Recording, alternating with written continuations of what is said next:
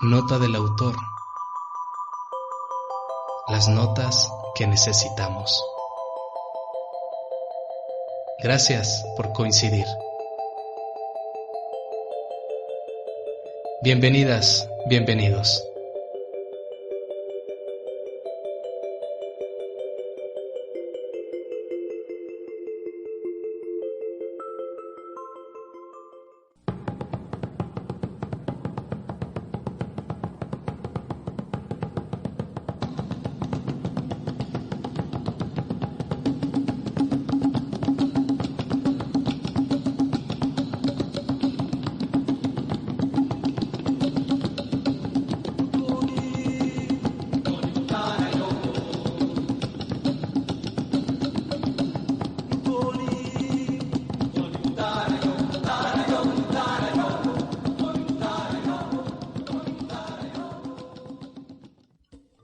Hoy nos acompaña en nota del autor el misionero comboniano del Corazón de Jesús, Padre Juan Apolinar Palomar Alcántar, originario de Tlaquepaque, Jalisco, México.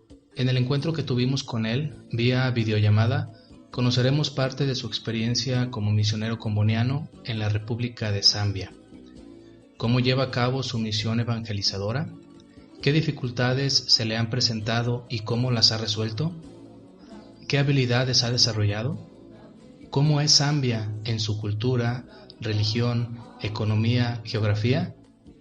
¿Cómo se vive la pandemia COVID-19? Acompáñenos a escuchar esta motivante entrevista. Pero antes, permítame compartirle algunos datos muy generales de Zambia, la República de Zambia. En cuanto a ecología y geografía, la República de Zambia es un país sin salida al mar, ubicado al centro-sur del continente africano.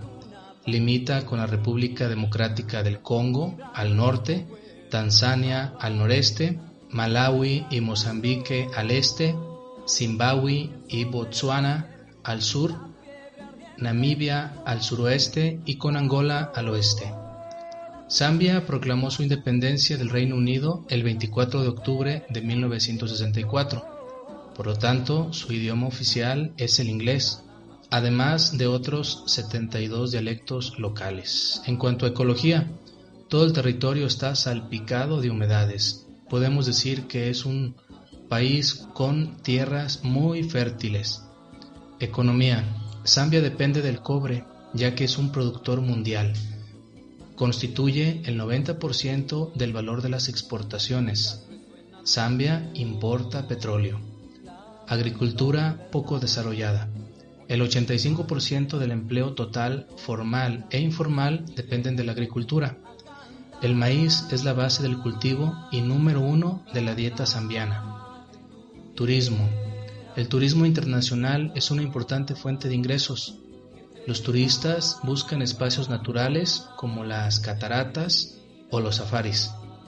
En la actualidad, el 60% de la población vive en la pobreza. Hay que tomarlo en cuenta. Religión. Zambia es un país de cristianismo variado. Los protestantes, evangélicos e independientes constituyen el 60%, los católicos el 21%, religiones con componentes étnicos 10%, testigos de Jehová 5%, no religiosos y ateos 1%, otros 1.5%. Desde luego son porcentajes aproximados. Y por último, cultura. Tradiciones autóctonas combinadas con influencias europeas, sobre todo la inglesa.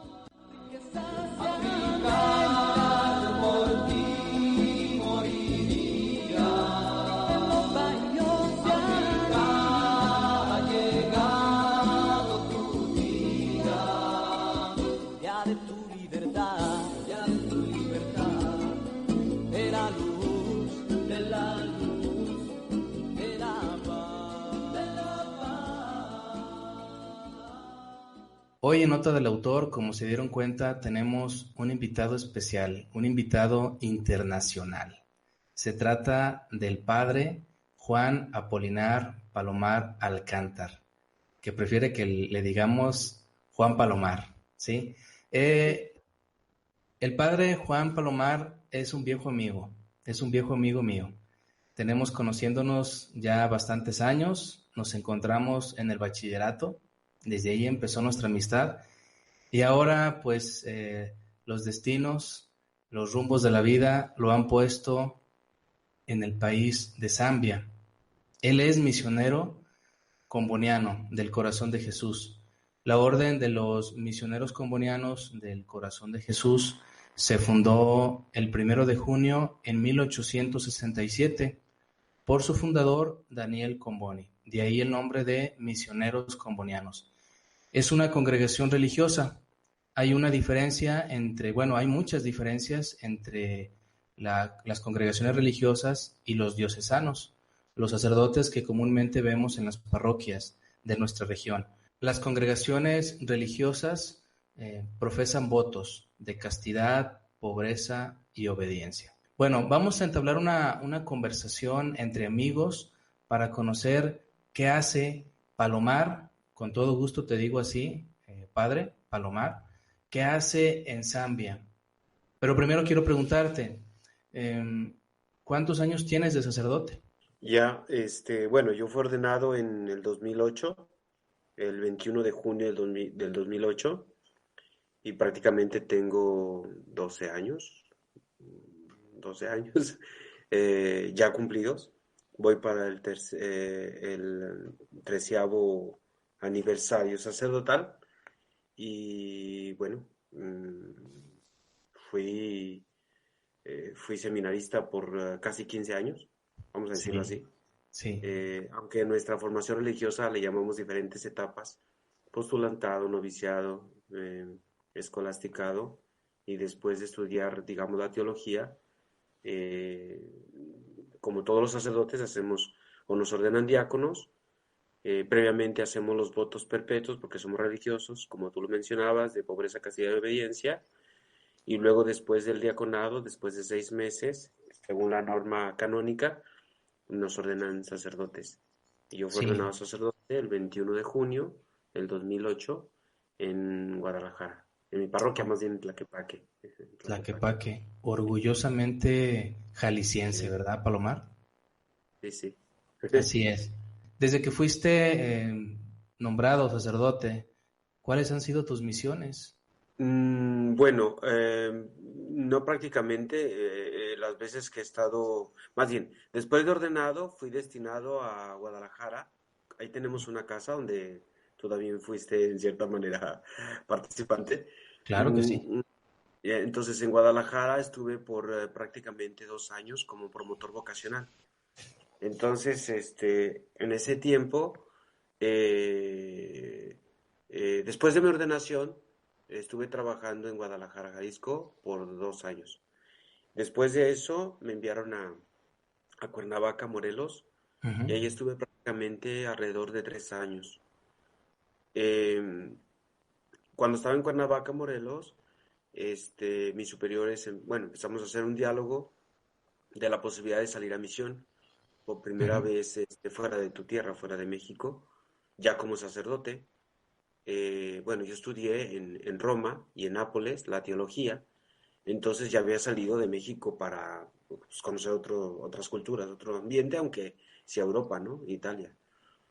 Después de estar en Cuernavaca por un poquito más de 3 años, fui destinado a la provincia de Malawi, Zambia, que son dos países, pero para nosotros los comunianos es una sola provincia. Y entonces, antes de llegar a Zambia, pasé para estudiar el idioma inglés un poco. Entonces fue enviado a Londres. Entonces ahí en Londres pasé 9 meses prácticamente estudiando la lengua inglesa, Sí, que sí aprendí digamos, la gramática, pero sabes que el inglés es un poco más difícil. Entonces llegué aquí prácticamente balbuceando el inglés, aunque tienes las nociones básicas en la escuela. No es lo mismo ya cuando empiezas a hablarlo y practicarlo, sí es totalmente distinto, ¿no? Entonces llegué a Zambia en el 2014, en el ajá. 2014. Salí de 2014. México, no, perdón, sí, salí de México en el 2013. En en enero del 2013 y llegué a Zambia en el 2014, pero no me acuerdo por qué, porque no fue un año lo que estuve en Londres, fueron menos de un año porque la visa te la daban por solamente 11 meses, me parece, pero estudié 9 meses, exacto, más o menos así. Híjole, híjole, Sí. cuántas experiencias o aprendizajes has adquirido a través de estos años, Palomar. Fíjate que el sitio web Nota del Autor tiene como propósito impulsar o estimular el desarrollo humano. Y yo creo Ok, que la vocación de religiosa, la vocación de sacerdote, el llamado de Dios a esa actividad, también es un camino de desarrollo humano.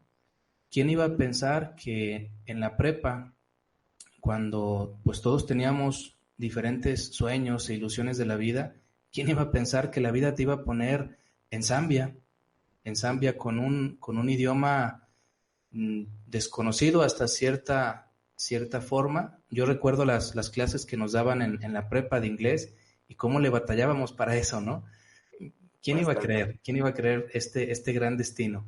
Y ya que llegamos a tocar el tema de Zambia, pues platícanos, ¿qué hacen los misioneros combonianos allá? Tú eres uno entre tantos. Sabemos y quiero compartirle a la audiencia que Daniel Comboni fue el primer obispo nombrado en África, ¿no? De Fue el África primer Central. obispo.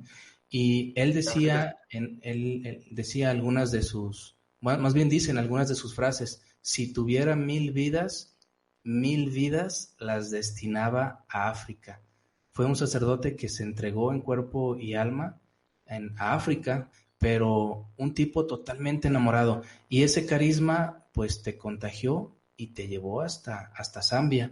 Recuerdo que cuando estábamos en la prepa, nos ponían al continente africano como el gran sueño, como que hay que ir para allá. Hay muchas misiones, los misioneros combonianos están en todo, prácticamente todo el mundo, pero África es el corazón, África como que es la prioridad. Ahora que estás ahí, impulsado por el ideal misionero comboniano, este, y el motivo principal de esta entrevista es que nos platiques cómo te ha ido en Zambia, cuáles han sido tus misiones más complicadas en este país, que es muy pobre, pero también cuáles han sido tus mayores logros, tus mayores éxitos como misionero en una tierra desconocida para muchas personas. Ya, yo creo que la aventura africana es una aventura que para una cultura nuestra como Latinoamérica o europea, eh, el choque cultural es muy fuerte. Al inicio todo muy bonito, ves los rostros africanos y es toda una cosa nueva, es una cosa muy bella. Llegas a una cultura, yo me acuerdo muy bien que primero venía con un poco de temor porque en Zambia, para poder venir, necesitas tener el boleto de regreso. Entonces, como yo venía a trabajar, pues no me preocupé por el boleto de regreso. Yo nada más compré el boleto de ida, vamos a decirlo así. Y entonces en Egipto no me querían dejar viajar a África, a Zambia, porque pasé por Egipto, venía de Londres, pasé por Egipto, y de Egipto, como bajé del avión y todo para conocer un poco, por aprovechar el vuelo, ya cuando volví otra vez a tomar, digamos, a retomar el vuelo, no me querían dejar viajar, porque me decían que no traía el permiso de trabajo y que el país de Zambia no te permitía entrar al país si no tenías el vuelo de regreso. Y bueno, yo no traía nada, tuve que, prácticamente yo le dije, bueno, si quieren, pues regrésenme a México, que es mi país. Y bueno, al final, gracias a Dios, la aerolínea me hizo firmar un documento que yo tenía, digamos, en este sentido, dinero suficiente como pagar un vuelo de regreso a mi país. Y bueno, yo firmé, sí me preguntaron cuánto dinero traía, y sí les dije más o menos cuánto traía, o sea, suficiente como para poder regresar a México sin problemas.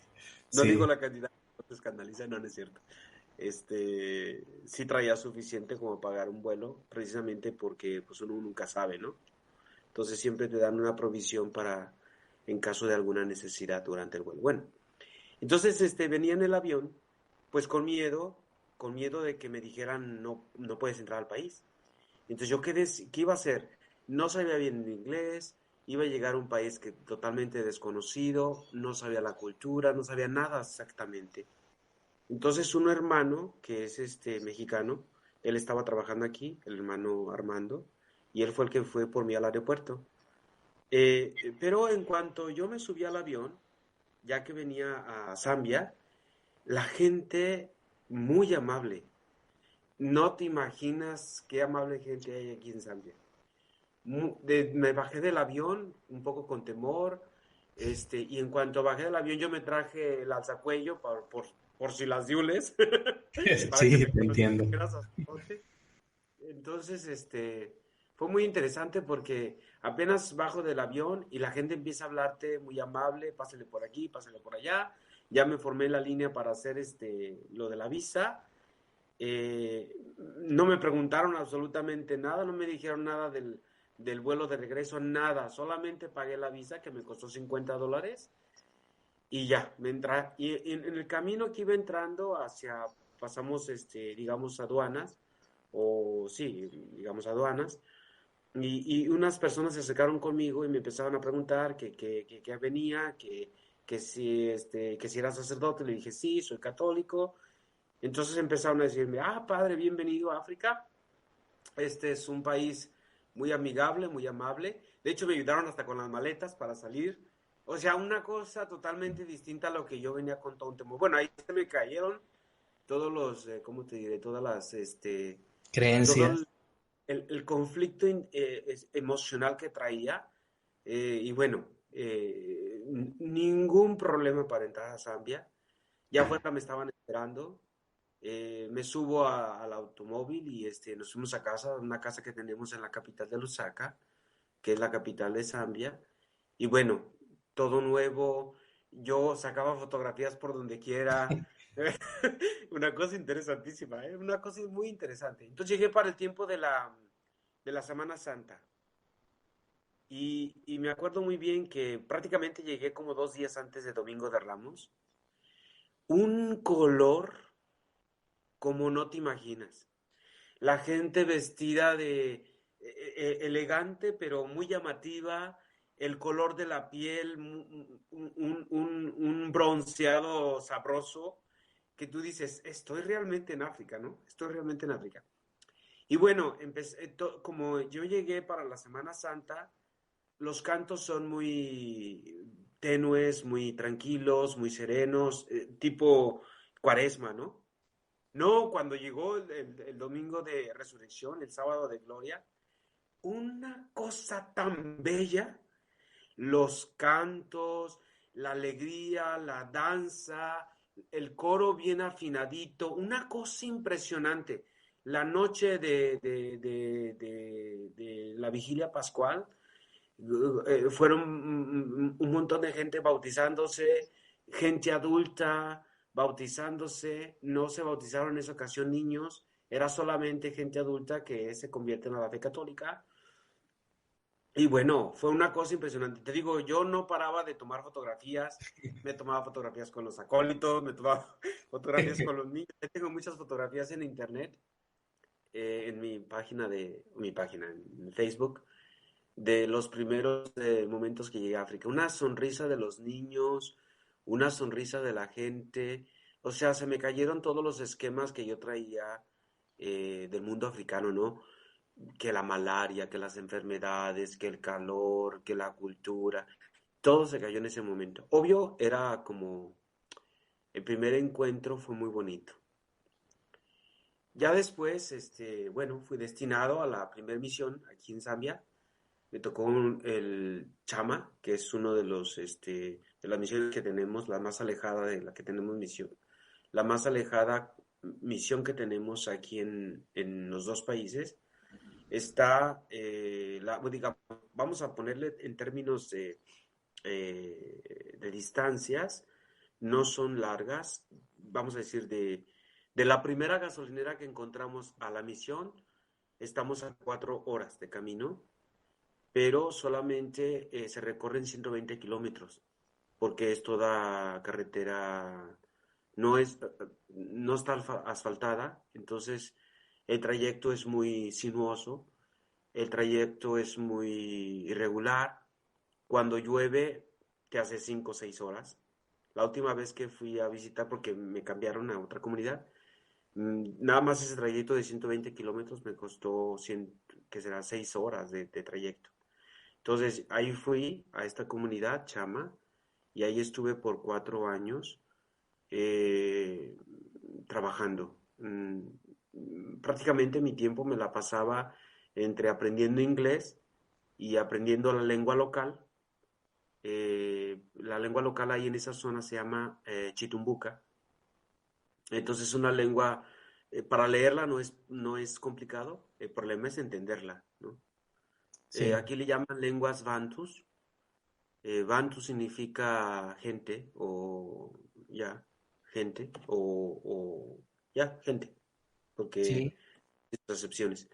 Entonces, es una lengua que se habla en toda esta región, creo que desde Uganda, Kenia, Uganda, Tanzania, eh, mm, Sudáfrica, eh, bueno, toda esta zona, Malawi, Mozambique, o sea, toda esta parte del continente, ¿qué será? ¿El este?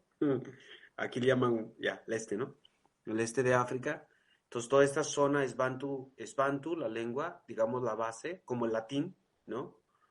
Pero cada región tiene su propia excepción, como España, digamos, las lenguas romances.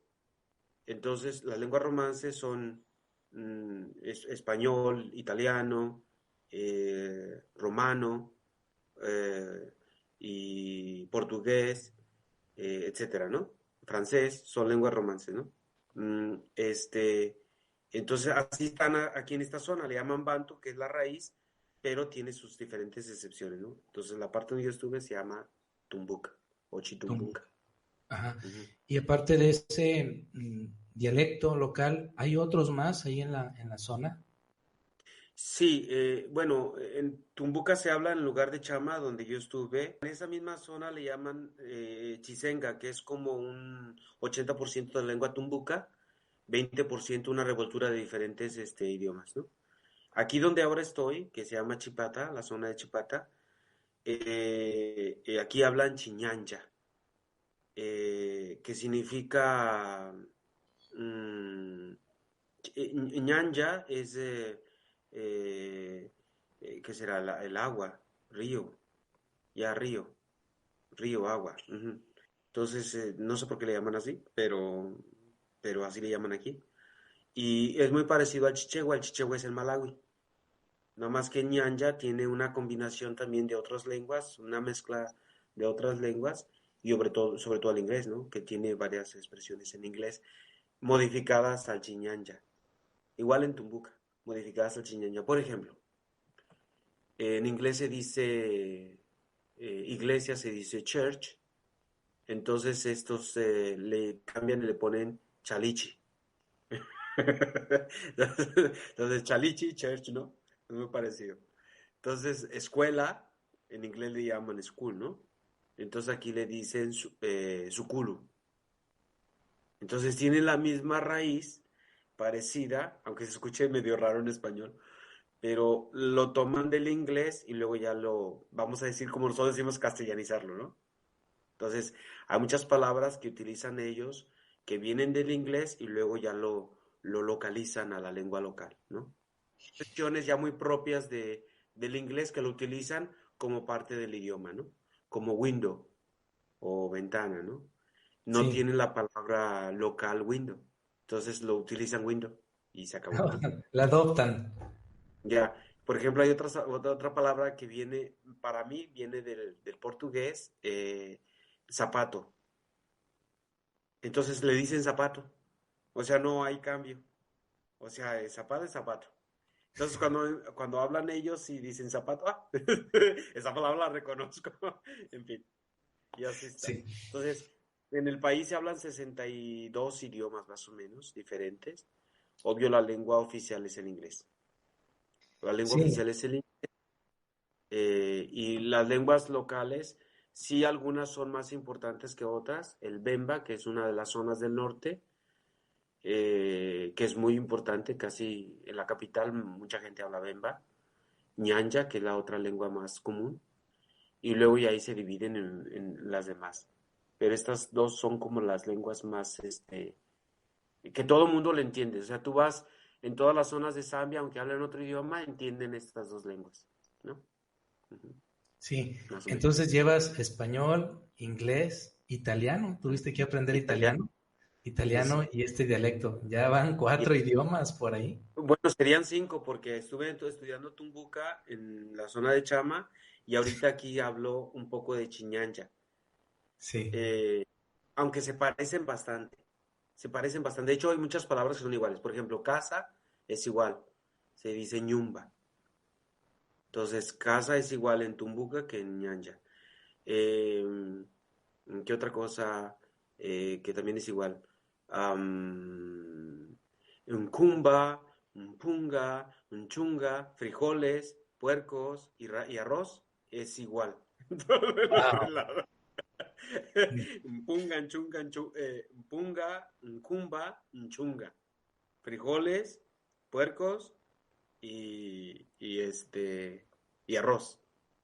Sí, si hay alguna persona que nos está escuchando y quiera irse por el camino de los misioneros comunianos o de alguna orden religiosa que tenga el carisma de ir a otros países, pues ya sabe que hay que aprender más de un idioma, ¿verdad? La misión de llevar el evangelio, la buena nueva a otras personas, pues implica culturizarse, ¿no?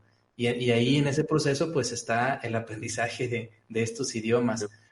Ya. ¿Cuáles han sido tus principales em, logros, tus principales proyectos que te han traído felicidad, pero también a las personas que Ujú. estás evangelizando ahí en Zambia? Bueno, yo estuve, como estábamos en parroquia, entonces soy sacerdote, entonces todos los fines de semana pues, es ir a las aldeas, a la misa, confesiones, predicar el evangelio, la formación de los líderes, y esta parte eclesiástico, digamos, de evangelización se daba.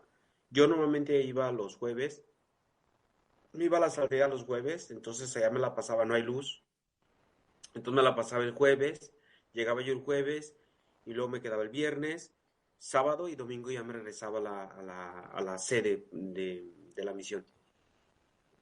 Pero en esta zona donde estuve en la zona de Chama, eh, bueno, todo el país es pobre, pero esta zona es una de las regiones más apartadas, entonces el acceso a muchas cosas es muy difícil. El agua es un gran problema porque esa zona es un valle. Entonces llueve, si llueve en temporada de lluvias como 3 meses y medio, pero el resto es seco.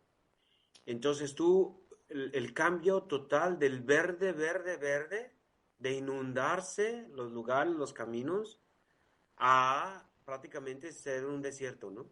O sea, el contraste es muy palpable entre la temporada de lluvia y el temporada de secas. Solamente hay 2 temporadas ahí en esa zona. Y entonces yo veía esta necesidad, la gente pues a veces pasaba hambre, y entonces yo propuse de empezar un proyecto de agricultura.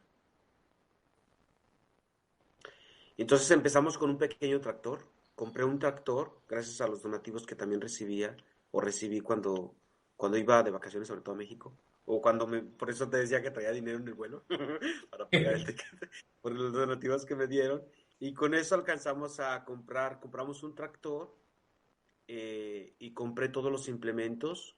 Una parroquia de España me ayudó a comprar ¿cómo se le llaman? Los discos para el tractor. Puse un pozo. Aquí los pozos son muy útiles. Esos pozos de profundidad tienen que escarbar hasta 60 metros. Solamente lo hacen algunas máquinas especiales. Y bueno, pusimos irrigación. En esa zona es el primer tractor que entró a trabajar.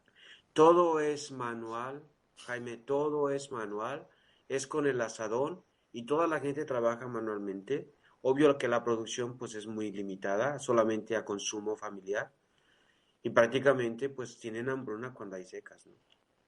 Eh, entonces yo empecé este proyecto, nos fue muy bien, porque la primera temporada que sembré maíz y nos produjo alrededor de unas 350 bolsas, entre 350 y 400 bolsas de maíz. Entonces, en el tiempo más difícil de la hambruna, que es en diciembre, porque es cuando empiezan las lluvias, entonces la gente se queda sin nada, entonces está esperando que empiece a producir. En diciembre empezamos a vender el maíz para poder establecer. El maíz se tiene que, porque si no, no lo puedes volver a producir. Entonces tienes que hacer, en cierta manera, compra-venta, ¿no? Entonces lo que hicimos fue eso, o sea, producir el maíz y en lugar de venderles caro, les vendíamos más barato. Nomás contarte, en menos de un mes vendimos todas las bolsas de maíz. Todas. Increíble.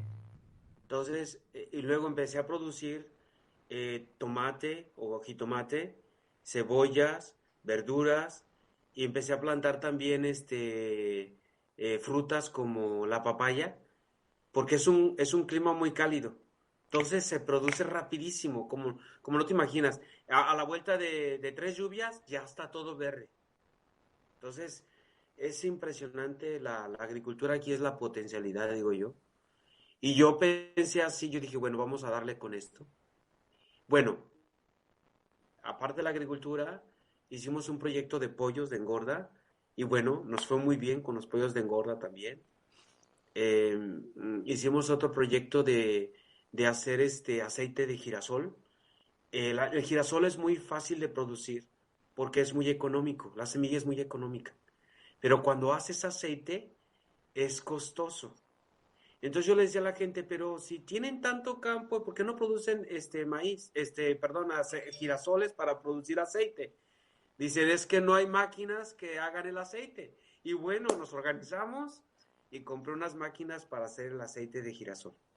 Ujú. Y Sí, bueno, y la gente empezó a sembrar semilla de girasol para producir su propio aceite. Entonces la contribución a la misión en su desarrollo. Basta. Ujú. es parte, lo mismo lo que has dicho, la contribución a la misión. Fíjate que aquí en México también has de conocer esa realidad. A los sacerdotes diocesanos en ocasiones se les critica por hacer actividades alternas a su ministerio. Sí. En una colonia donde vivía hace algunos años, había un sacerdote que tenía borregos y chivas y era criticado por su misma comunidad como diciendo, tú, tu deber es dar misa, confesar y la pastoral. ¿Qué andas haciendo ahí con los chivos y las cabras? Y ha habido sacerdotes que han construido templos y que tienen esa facilidad. Yo creo que el ser humano es versátil y puede adquirir muchas habilidades. Pero aquí tenemos una diferencia muy marcada entre el sacerdote diocesano y el misionero. Y no quiero hablar despectivamente del sacerdote diocesano. Mis respetos. Ambos están en un trabajo bastante complicado de llevar la buena nueva, de evangelizar. Pero el sacerdote misionero es un estuche de monerías. Escuchaba yo cuando estaba en la prepa y tú también lo escuchaste. El misionero debe estar dispuesto a todo, ¿verdad? Tiene que adentrarse a la cultura y no solamente llevar la buena nueva, sino que desarrollar estas otras actividades que le ayuden a la sociedad, a las personas a empoderarse. Yo creo que también eso es parte de un mensaje de buena nueva, ¿no, Palomar? Yo pienso, mira, lo que pasa es que, claro, como nosotros estamos como misioneros en este país, el desarrollo de los pueblos es muy importante. No puedes evangelizar sin desarrollar. Eh, de hecho, muchos de los cristianos que se hacen católicos, muchos de ellos llegan a la Iglesia Católica por el desarrollo que se trae. Y como hay una estabilidad en nosotros, o sea, no por hablar mal de los demás o de otras denominaciones, pero el hecho de estar en una parroquia concentrado, atender a la gente, hay una estabilidad muy grande cuando la presencia misionera, sobre todo los sacerdotes, están, porque prácticamente estamos enfocados solamente en la gente. No nos enfocamos en otras cosas. Entonces, si la gente está sufriendo por enfermedades, pues tenemos que proveer algo en el cual nosotros podemos desarrollar, no sé, algún dispensario por ejemplo, en Chama había muchos niños que nacían con deformidades. Entonces hay una institución aquí en Chipata que está atendido por unas religiosas y entonces ellas, su trabajo es captar estas personas y a través de fundaciones mandarlos a las operaciones para restablecerles por ejemplo, el pie o las rodillas o alguna deformidad que ellos tengan, sobre todo los huesos. Entonces, el otro sacerdote, que también era mexicano o es mexicano, me imagino que tú lo conoces, se llama el Padre Aldo, él estaba ahí, entonces él estaba encargado de esa área, sobre todo la parte médica. Y luego estaba otro sacerdote es zambiano y él estaba encargado en la parte educativa. Entonces teníamos un kinder y primaria en la misma parroquia. ¿Ya? Entonces, ellos dos trabajando tanto en la parte de médico, en la otra, la parte académica, yo me enfoqué en la parte alimenticia. Y me fue muy bien. O sea, fue una cosa de boom, con poco recurso. O sea, yo no recibí grandes dinero, no, con pocos recursos, solamente que lo regeneré. O sea, lo invertí. Lo invertí en semilla, lo invertí en fertilizante, lo invertí en agua, lo invertí en tractor. Entonces lo estaba reinvirtiendo hasta que yo dejé una estructura estable allí en la misión para continuar. Sí, en cierta manera tienes que estar dispuesto a todo porque pues me tocaba, por ejemplo, en las aldeas dormir en lugares solamente en el petate. Yo siempre me cargaba ¿cómo se dice? El mosquito, ¿no? ¿Cómo le llaman? El mosquitero, por las enfermedades de la malaria. Entonces, y luego también por algún insecto, alguna serpiente, lo que sea. Entonces yo cargaba siempre mi mosquitero por si en caso de que me tocaba dormir y que había mosquito, porque la malaria es muy fuerte en esta zona. Gracias a Dios no me he enfermado más que una sola vez en mis 7 años que estoy acá, ¿no? Eh, y bueno, yo iba a las aldeas y me tocó tratar también hasta con serpientes, inundaciones, a veces no puedes pasar por los ríos, entonces tienes que cargar la bicicleta, o hay zonas que no puedes pasar o solamente con bicicleta y pues cargaba la bicicleta. Cuando iba en la moto y habían los ríos, pues tenía que pasar la motocicleta así en el río. Entonces prácticamente me iba en short, porque me iba en short y ya después pasando el río ya me ponía el pantalón otra vez y le seguía. Entonces, sí, después te acostumbras a esta realidad y lo que al principio parecía una cosa que era imposible, después te parece una cosa que dices, eso ya lo pasé, ¿no? Eso ya estuvo. Me acuerdo muy bien cuando empecé a manejar la moto, yo no sabía manejar moto, y empecé a aprender y fui a una aldea que estaba de la misión, de la parroquia, está como a 6 horas, pura terracería. Y de regreso pasamos por un parque nacional. El parque nacional, pues había animales, elefantes, entonces tenías el riesgo de que te saliera alguno. Solamente vimos un gato, no supimos qué era, no, parecía un guepardo, pero con el miedo que me dio, yo le arranqué. Y ya llegando casi prácticamente a la misión, estaban construyendo una carreterita asfaltada los chinos, y apenas estaba en construcción, esto estaba mucha piedra pequeña, y me di mi resbalón con la moto y me accidenté. Entonces salí todo mayugado. Entonces te digo, tienes que acostumbrarte a lo que hay. Si hay coches, si no hay coches, si hay bicicletas, si hay moto, tienes que acostumbrarte a lo que hay. Entonces, es muy práctico eso. Ujú. Me llama mucho la atención este trabajo interdisciplinario que están haciendo ahí o que hicieron durante un tiempo. Es fabuloso. Los resultados están ahí, magníficos. Em, ¿Por qué, padre Palomar, por qué el gobierno de Zambia tiene en el olvido a estas comunidades? ¿Por qué Bueno, hay una mala ejercicio de la política o qué onda? sí, vamos a decir, el gobierno zambiano pues tiene muy poco como gobierno, ¿no? O sea, es una nación muy nueva. Creo que tienen como alrededor de 50 años independizados. La corrupción es una de las cosas que más afecta, pero también porque los recursos son muy pocos, ¿no? El recurso mayor es el cobre y las minas están dominadas por los chinos. La agricultura, que es la otra potencialidad, no hay, no hay la técnica para el desarrollo. Entonces, hay zonas muy apartadas, el país es grande, no tiene tanta población como nuestros países, que tienen alrededor 16 millones de habitantes el país, y el territorio es muy amplio. Entonces, mm, el gobierno, obvio, con la corrupción siempre va a ser una lacra, donde quiera. Entonces aquí ves cuando empiezan a trabajar solamente en el tiempo de elecciones, lamentablemente. Se me hace muy familiar eso, ¿eh? Sí, muy mexicano. Yo les digo, ese es, aquí cuando ahí empieza la corrupción, digo, eso es Mexican style, ¿no? O estilo mexicano. O para bromear un poco, digo, es Samian style. Eh, y eso es una lacra donde quiera. Y entonces aquí los gobiernos, tú empiezas a ver cuando están cerca las elecciones, empiezan a arreglar las carreteras, empiezan como a modificar, empezar a trabajar las máquinas, pasan las elecciones y todo se para, todo se para. Allí en la parroquia, para decirte un caso que nos sucedió ahí en la parroquia como parroquia, el gobierno distribuye el maíz para la gente más necesitada, entonces utiliza estructuras de diferentes organizaciones y una de estas, digamos, es la Iglesia Católica.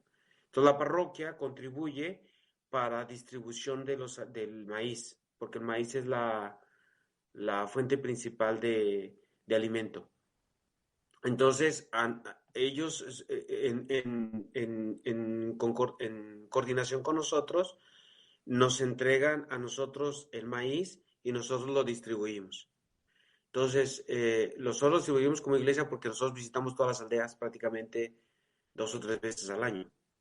Entonces, al distribuirlas, nosotros pagamos transporte, pero se supone que el gobierno pagaría esa parte. O sea, paga el transporte y da una aportación para que la iglesia lo distribuya.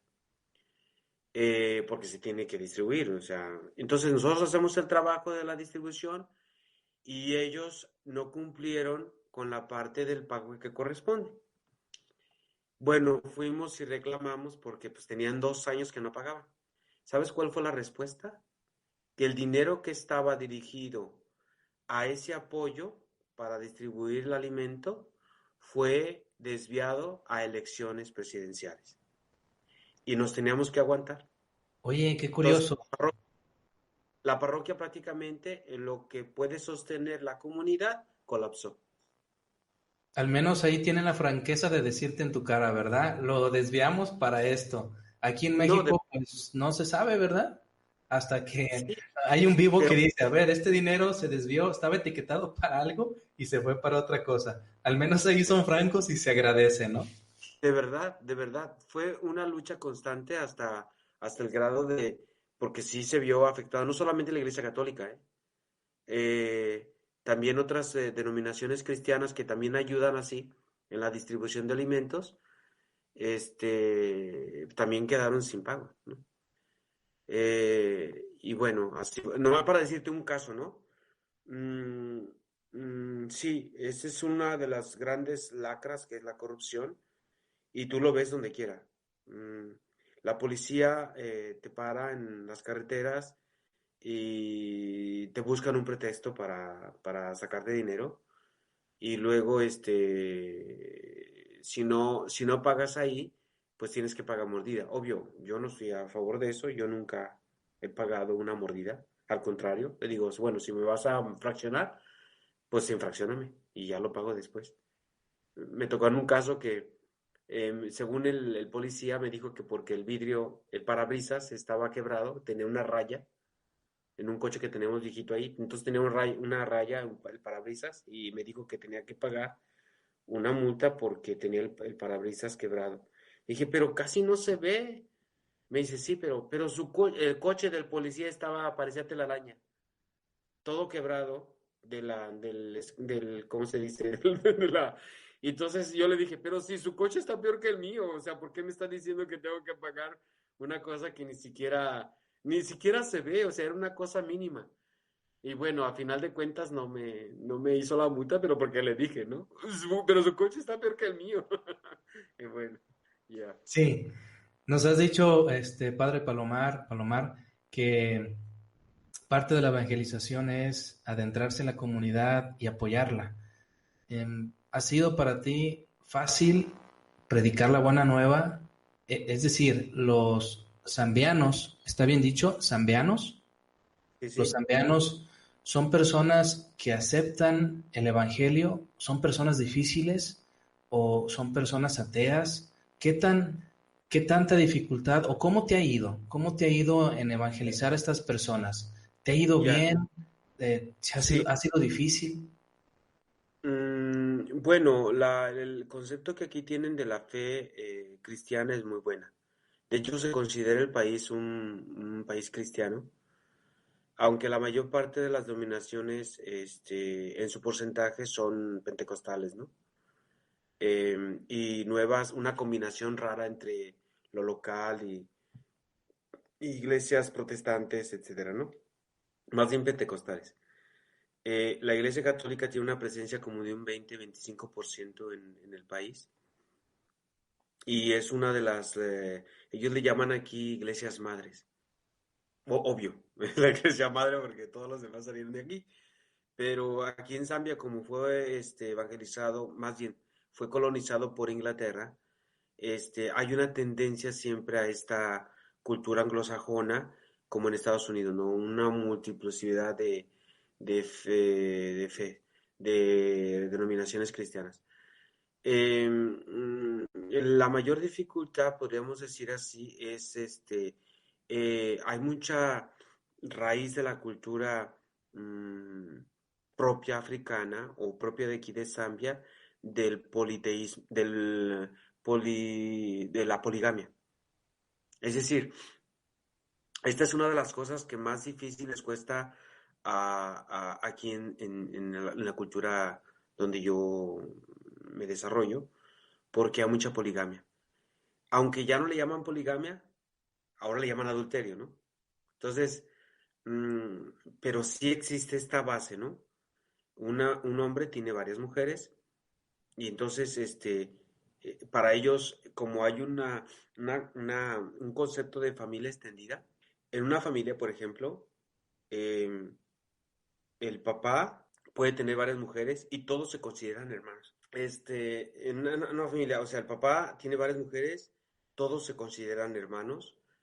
Los hermanos del papá son todos papás. Las hermanas de la mamá son todas mamás. Por eso se llama familia extendida. ¿Quiénes son los tíos o las tías? La hermana del papá, el hermano de la mamá. Pero en la familia todos se consideran hermanos. Entonces, a veces te dicen, por ejemplo, me tocaba en algunas de las aldeas que me decían, el catequista me presentaba a su papá. Me decía, este es mi papá. ¿Tu papá? Le digo, pues está más joven que tú. Ah, es que es hermano de su Sí, papá. sí, Entonces claro. es el tío. Pero es hermano de su papá, pero estaba más joven, ¿no? Entonces decían, pero es que es el hermano. Oh, ya entiendo. Entonces, esa es la familia extendida. Entonces, este punto para la evangelización, donde se acepta solamente una sola mujer, un solo varón como familia, es muy pesado. Eh, y está muy arraigado. Por eso, una consecuencia social de esto es las enfermedades de HIV o SIDA, ¿no?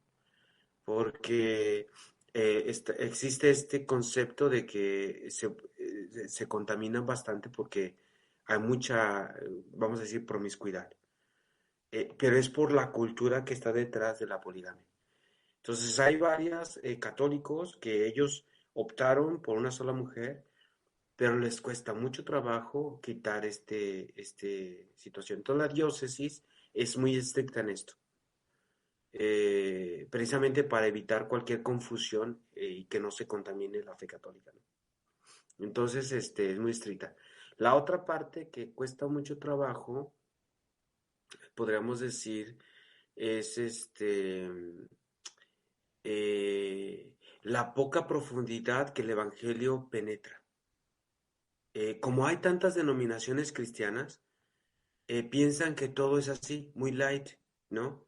Los sacramentos prácticamente es la Eucaristía, pero por ejemplo sacramentos como la confesión, como el, como el matrimonio en sí mismo, ellos pagan la dote y ya son un matrimonio. Pero para nosotros católicos necesitamos tener, obvio, la bendición de Dios.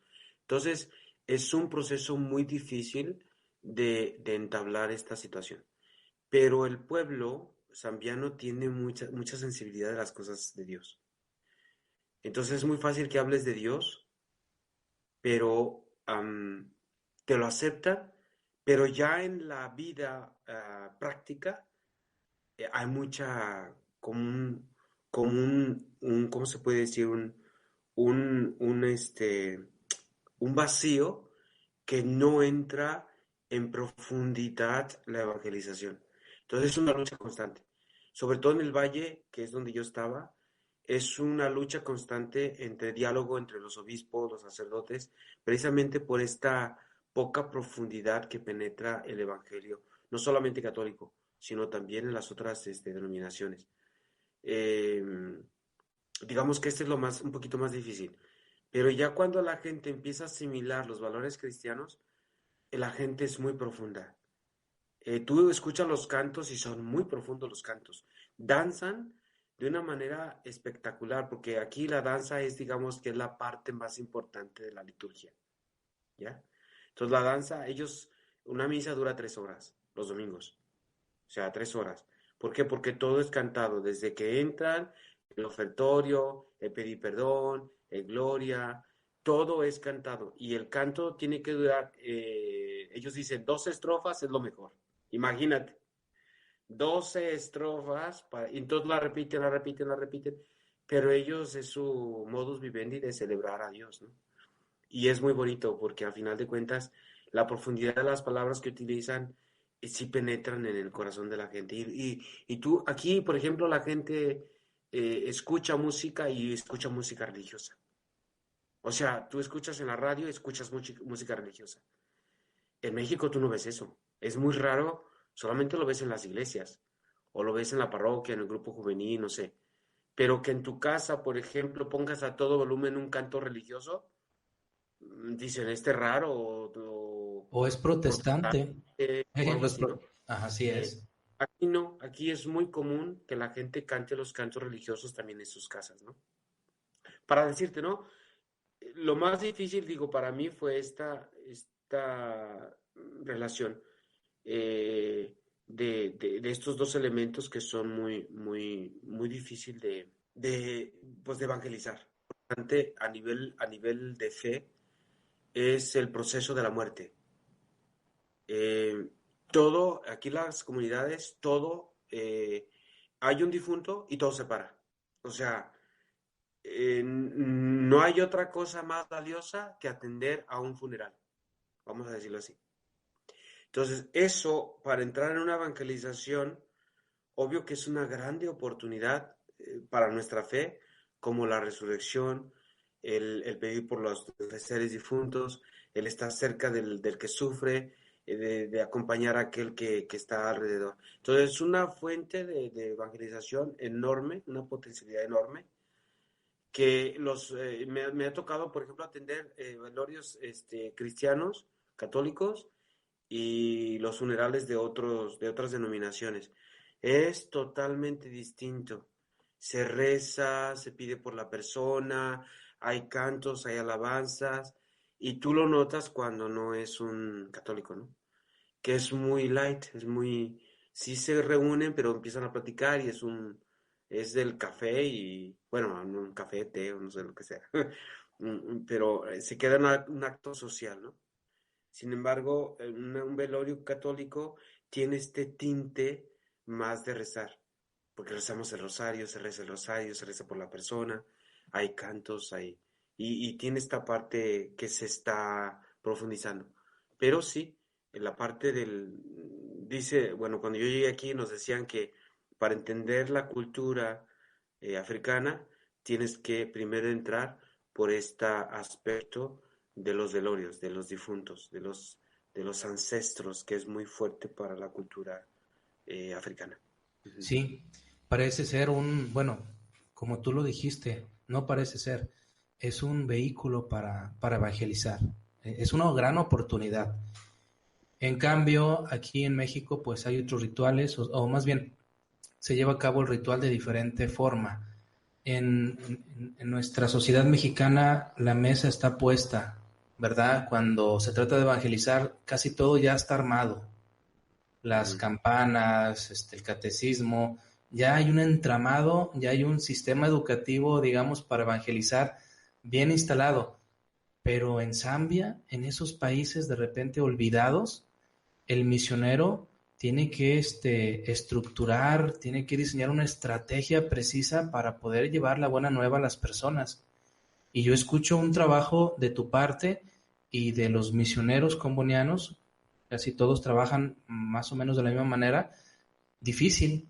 Una empresa, llámesele pues como sinónimo, misión, una misión bastante complicada. Y en este panorama, Padre Palomar, ¿cómo les va con el COVID-19? ¿Cómo les va? Eh, ¿Qué ha pasado? ¿Están Mira, en crisis? pues prácticamente aquí la gente, como los medios también, los medios de salud son muy limitados, la gente tiene miedo de esto. Prácticamente los fallecidos en Zambia son relativamente pocos comparados con otros países, en Europa, América. Vamos a darte una cifra, ¿no? Que aquí la tengo a la mano, espérame. Zambia, por ejemplo, tiene 274 solamente muertos. Pero cuando empezó la pandemia, cuando empezaron a escucharse que en Italia, que en España, cerraron fronteras, cerraron iglesias, cerraron todo y había un caso, dos casos. Entonces la gente vivía apanicada porque ellos mismos lo dicen, es que aquí no tenemos la estructura que tienen en Europa para atender a la gente. Entonces aquí cae la pandemia y va a ser una mortandad.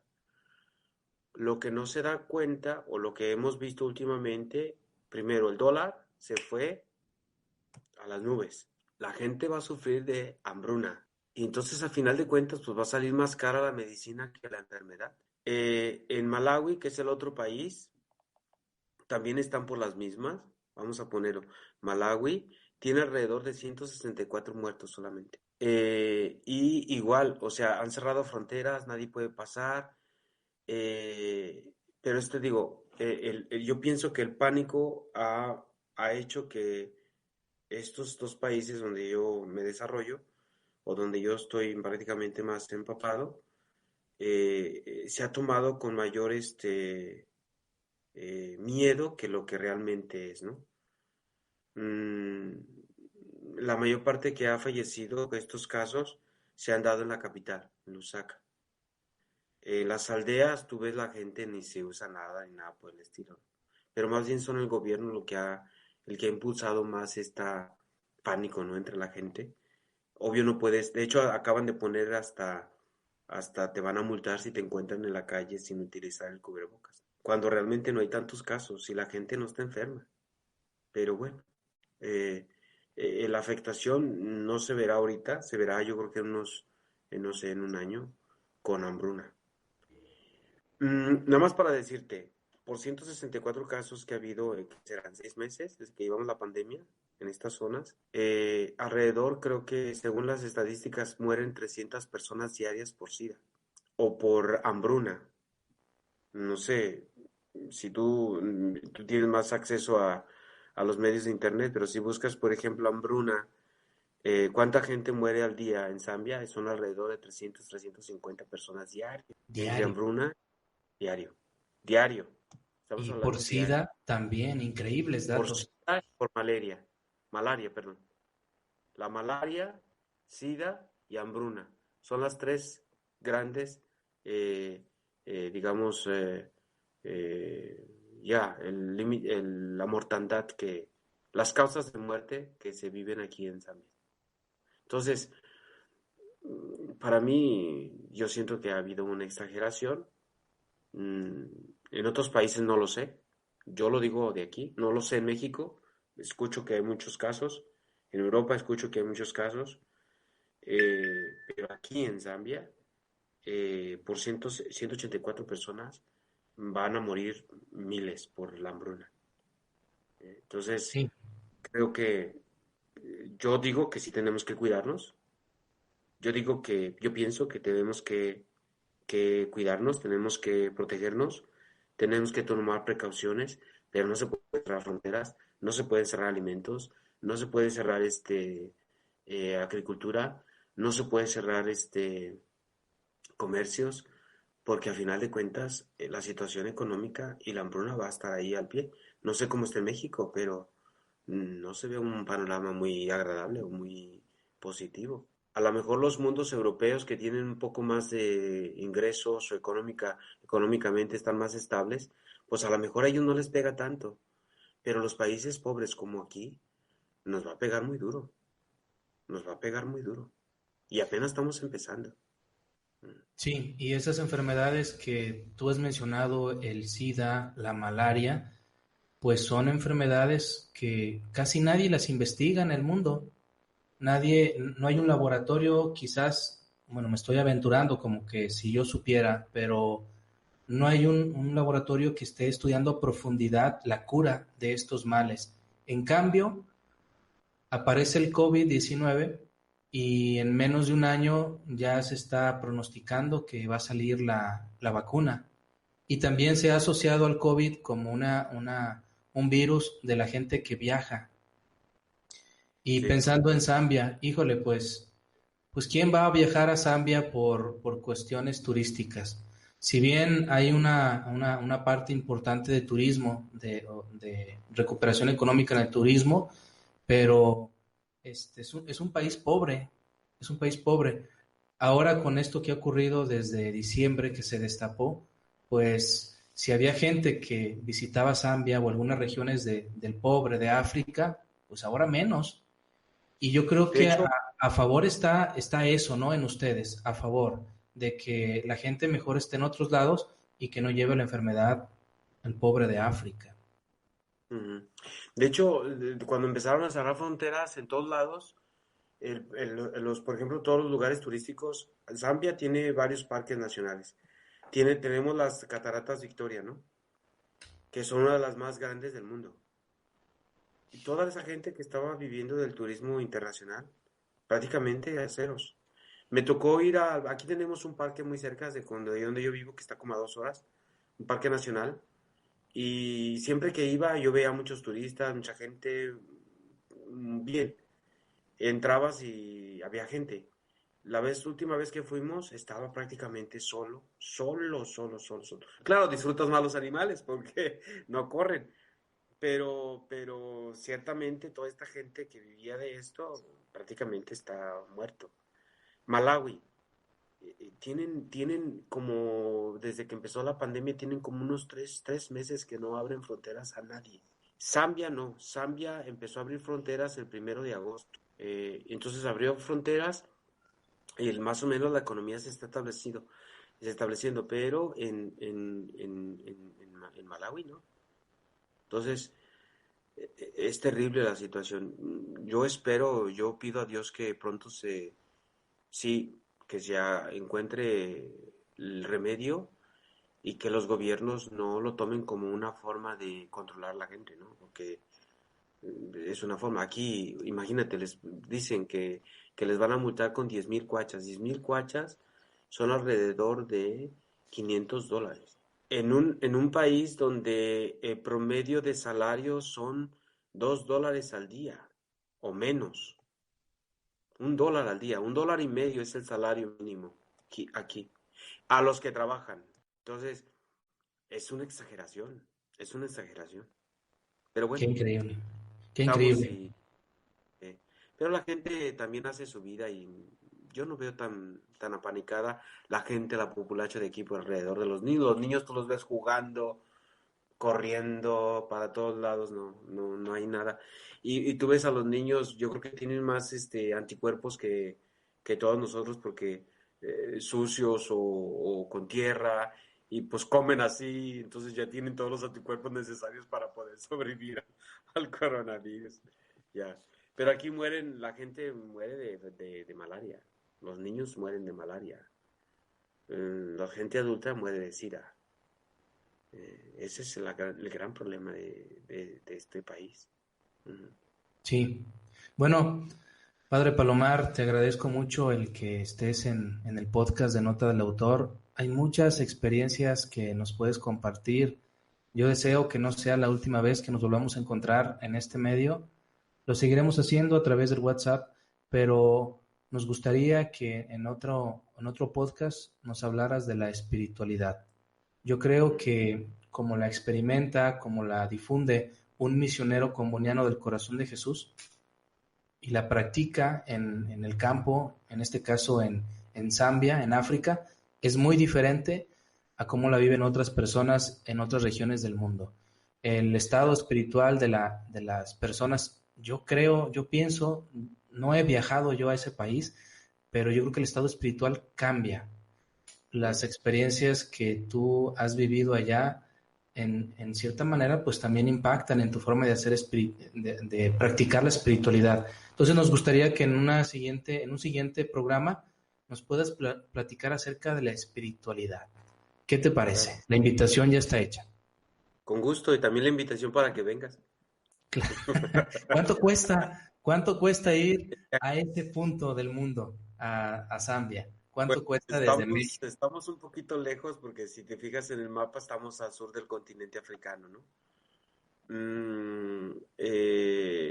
La última vez que la última vez que viajé a México nos costó $1,800 ida y vuelta. ¿Directo desde Zambia hasta la Ciudad de México? Haz de cuenta, viajé de Lusaka, la capital de Zambia, Londres, México. México, Londres, Zambia. Ok. Entonces, ida y vuelta costó $1,800. $1,800. Y me tardé 2 días en llegar, 2 días y medio, casi 3 en llegar. Cuando murió mi papá, ¿qué fue? Hace como 4 años, ya ni me recuerdo. Cuando murió mi papá, yo estaba en la misión de Chama. Yo salí un viernes por la noche porque a mí me avisaron el viernes en la tarde que para México sería en la mañana. Me avisaron a mí el viernes en la tarde, entonces viajé toda la noche a la primera, digamos, ciudad, que es donde digo que está a 4 horas la primera gasolinera, y ahí a esperar el autobús que me llevaba a la capital. Entonces salí un viernes, viajé por Dubái, o sea, Lusaka, Dubái, Nueva York, México. Yo empecé a viajar el viernes, llegué el martes. Zambia es un país muy pacífico, no hay guerra, la gente es muy tranquila, hasta los borrachitos son tranquilos. O sea, no es gente problemática, no, tú no ves la gente peleándose en la calle, nunca. Nunca me han asaltado, nunca me han robado. Aún en la capital, en Lusaka, que se dice que ahí roban y a veces entre ellos mismos pueden tomar represalias o algo así. Claro, no ando en deshoras, ¿verdad? No ando en la calle en la noche. No ando caminando en la noche en la calle. También por seguridad, porque siempre, como somos, ¿a qué nos dicen los blancos? Entonces, sí, o sea, ellos tienen otro color de piel y pues es muy palpable nuestra presencia, ¿no? Se Eh, nota. y se nota bastante. Pero la gente es muy, muy sencilla, muy amable, no se complica la vida con nosotros. Aquí en Zambia es muy pacífico, no, yo no puedo decir de otros países. Sudán, sabemos que tienen problemas, Chad, tienen problemas con los gobiernos, hay persecución, sobre todo en el mundo musulmán hay mucha persecución. Palomar, padre Palomar y amigo entrañable, hay tantas cosas que platicar, ¿no? Podríamos hacer 1000 programas y hablar de las experiencias que has tenido allá, porque la vida del misionero, me imagino que cada día se nutre y se nutre y se nutre de tantas experiencias de fe, de caridad, en fin.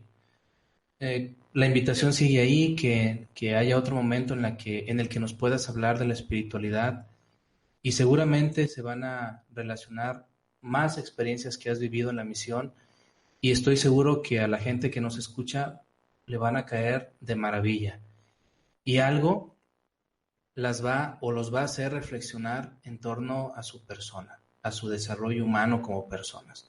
Escuchar a una persona que está en otro continente, en otra cultura, con otra sociedad y desarrollándose, tú has dicho mucho la frase, me estoy desarrollando, siempre va a ser gratificante. Entonces, no quisiera detener el diálogo aquí, quisiera continuarlo en otros episodios, para que la gente siga enriqueciéndose de tu testimonio en África. Esta conversación que hemos tenido va a ser muy útil para las personas que nos siguen. Te la voy a compartir, pero antes de despedirnos, no sé si quieras compartirnos tu red social, Facebook, parece que tienes Facebook, ¿no? ¿Cómo te Sí. pueden localizar? Estoy como Juanito Palomar, Ujú. eh, Juanito Palomar, pongo entre paréntesis padre para Ujú. que no haya confusiones. Sí. Y tengo página no, email, es palomaralcantar, Ujú. @gmail Ujú. o @hotmail, las dos.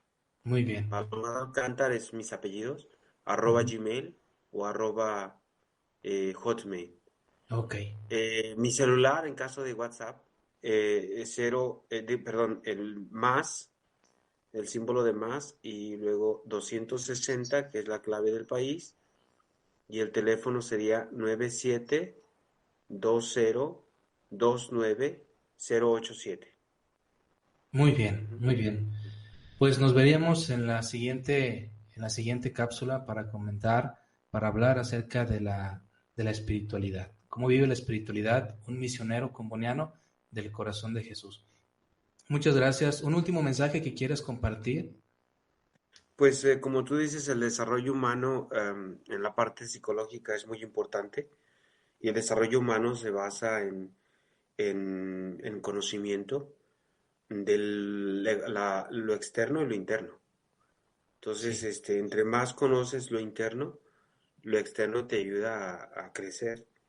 Entre más te conoces a ti mismo, te ayuda sobre todo a ver tus límites y tus logros, o tus límites y tus dones que hemos recibido por parte de Dios, por parte de la familia, por parte de la sociedad, que es un conjunto, ¿no? De todo que somos cada persona. Y este desarrollo humano, entre más experiencias positivas y negativas tenemos, pues más se enriquece. Las negativas para superar, para purificar, para crecer, y las positivas para aumentar la autoestima, eh, las cosas buenas que podemos realizar con los demás, no solamente con uno, que uno mismo a tarde o temprano pues, es muy limitado. Pero sí, este desarrollo humano que puede dar la experiencia es muy bonito. Eh, a mí me ha tocado, gracias a Dios, aprender nuevos idiomas, nuevos países, nuevas culturas, y es una cosa muy enriquecedora. Me acuerdo muy bien cuando llegué a Italia y mi cabeza mexicana de que todo quería ver con el molde mexicano, ¿no? La comida, pues la mejor es la comida mexicana.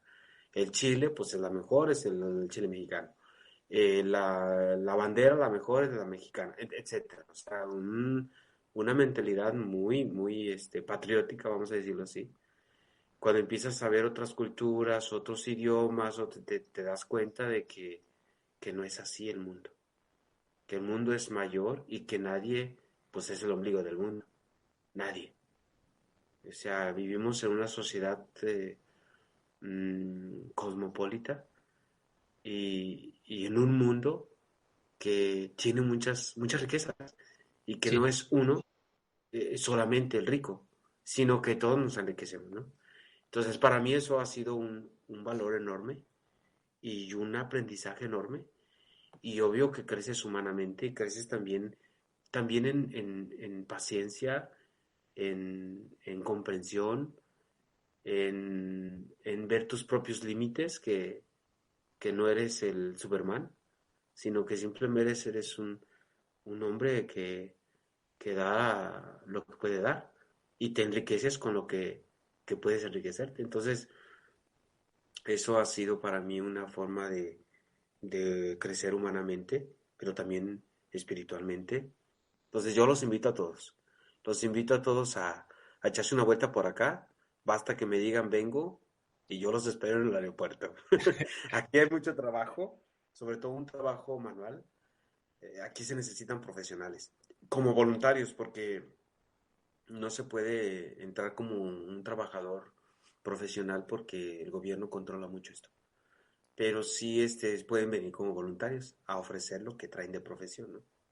No Muy para bien. quitarles el puesto o el trabajo a un local, pero sí para contribuir al desarrollo de la sociedad, de los pueblos y qué más, ¿no? Entonces, los psicólogos son bienvenidos, pero también los arquitectos, los ingenieros, los Claro, agricultores, que aquí sobre todo la parte de la agricultura es una cosa que necesitamos desarrollar mucho. Y muy es bien. una potencialidad. No sabes la riqueza de tierras que tienen en estas zonas. Es una riqueza, es una potencialidad lo que es la tierra en estas zonas. Y la gente muere de hambre, es increíble. Es increíble que las tierras son muy ricas, pero hace falta la técnica, hace falta quien sepa y desarrolle y haga. Claro. Entonces, ¿qué más para desarrollarse, no? Que una experiencia de estas. Muy Ujú. bien. Hemos escuchado el testimonio de nuestro amigo Juan Palomar, misionero comboniano del Corazón de Jesús, y lo que más deseamos es que este testimonio vaya más allá e impacte en usted, oyente. Muchas gracias por escuchar esta nota del autor. Nos vemos en la siguiente emisión. Sígase cuidando, por favor. Gracias. Gracias por escucharnos. Hasta la próxima nota del autor.